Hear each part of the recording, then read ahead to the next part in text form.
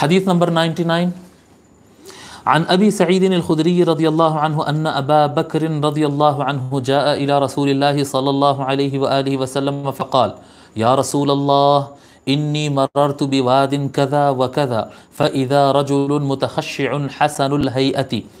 يصلي فقال له النبي صلى الله عليه وآله وسلم اذهب إليه فاقتله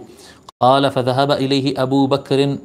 فلما رآه على تلك الحال كره أن يقتله فرجع إلى رسول الله صلى الله عليه وآله وسلم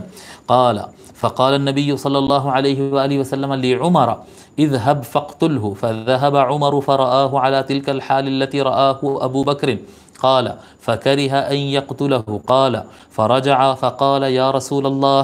إني رأيته يصلي متخشعا فكرهت أن أقتله قال يا علي اذهب فاقتله قال فذهب علي فلم يره فرجع علي فقال يا رسول الله إنه لم يره قال فقال النبي صلى الله عليه وآله وسلم إن هذا وأصحابه يقرؤون القرآن لا يجاوز تراقيهم يمرقون من الدين كما يمرق السهم من الرمية ثم لا يعودون فيه حتى يعود السهم في فوقه فاقتلوهم هم شر البرية رواه أحمد ورجاله ثقات۔ حضرت ابو سعید خدری رضی اللہ تعالیٰ عنہ روایت فرماتے ہیں کہ حضرت سیدنا ابو بکر صدیق رضی اللہ تعالی عنہ حضور صلی اللہ علیہ وآلہ وسلم کے پاس حاضر ہوئے اور آ کر یہ عرض کیے کہ یا رسول اللہ انی مررت بواد کذا وکذا، میں فلاں وادی سے میں گزرا۔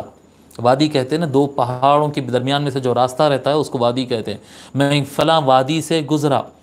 فَإِذَا رَجُلٌ مُتَخَشِّعٌ حَسَنُ الْهَيْئَةِ، میں نے دیکھا وہاں پر ایک آدمی اللہ کے لیے زیادہ خشوع خضوع میں ہے اور بہت اچھی حالت میں ہے، یعنی بالکل دیکھنے سے ایک پکا مسلمان ایسا نظر آ رہا ہے اور بہت یعنی کیا کہتے ہیں اللہ کے سامنے خشوع کی حالت میں ہے۔ یصلی، اس حالت میں وہ نماز پڑھ رہا تھا۔ حضور صلی اللہ علیہ وآلہ وسلم ارشاد فرمائے فقال له النبی صلی اللہ علیہ وآلہ وسلم اذهب الیہ فاقتلہ، ابو بکر اس کے پاس جاؤ اور اس کو قتل کر دو۔ قال فذهب الیہ ابو بکر، راوی کہتے ہیں ابو سعید خدری رضی اللہ عنہ کہتے ہیں کہ وہاں پر پھر حضرت ابو بکر رضی اللہ تعالیٰ عنہ گئے۔ فلما رآه على تلك الحال كره ان يقتله، حضرت ابو بکر صدیق رضی اللہ تعالیٰ عنہ وہاں پر گئے، جب اس کو اس حالت میں دیکھے، خشوع میں خضوع میں نماز پڑھ رہا، اس حالت میں جب اس کو دیکھے تو پھر ان کو نہیں سمجھ میں آیا کہ اس کو تو قتل نہیں، یعنی انہوں پسند نہیں کیے کہ ان کو قتل کرنا، نہیں قتل کیے۔ فرجع الى رسول اللہ، حضور صلی اللہ علیہ وآلہ وسلم کے پاس پلٹ کر آ گئے اور آ کر عرض کر فقال النبی صلی اللہ علیہ وآلہ وسلم لعمر، تو جب وہ پلٹ کر آ گئے تو راوی کہتے ہیں حضور صلی اللہ علیہ وسلم حضرت عمر رضی اللہ عنہ کو کہے کہ جاؤ عمر، اذهب فاقتلہ، جاؤ عمر تم جا کے اس کو قتل کر دو۔ فذهب عمر، حضرت عمر رضی اللہ تعالیٰ عنہ گئے، فرآہ على تلك الحال التي رآہ ابو بکر، وہ جا کے دیکھے وہی حالت میں دیکھے جو حضرت ابو بکر رضی اللہ تعالیٰ عنہ جو حالت میں دیکھے، بہت اچھے حال حلیے میں، بہت زیادہ خشوع خضوع سے نمازیں پڑھ رہے ہیں۔ فکرہ ان یقتلہ، تو ان کو بھی بالکل پسند نہیں آیا کہ بھئی اس طرح سے نماز کیا کہتے ہیں نہیں لگا ان کو کہ بھئی اس کو قتل کر سکتے، نماز پڑھ رہا اتنا دیندار آدمی، کیسے اس حالت میں اس کو کیسے قتل کروں؟ فرجع، تو وہ پلٹ کر آئے، فقال یا رسول اللہ، پلٹ کے آ کر عرض کرنے لگے یا رسول اللہ انی رأیتہ یصلی متخشعا فکرہت ان اقتلہ، یا رسول اللہ انتہائی خشوع خضوع سے نماز پڑھتے ہوئے دیکھا میں اس کو، اس وقت سے میرے کو اس کو قتل کرنا ٹھیک نہیں لگا تو میں پلٹ کے آ گیا۔ قال یا علی، حضور صلی اللہ علیہ وسلم فرمائے علی جاؤ اسے قتل کرو، اذهب فاقتلہ، جاؤ اسے قتل کرو۔ قال فذهب علی فلم یرہ، فرماتے راوی کہتے ہیں مولا علی وہاں پر گئے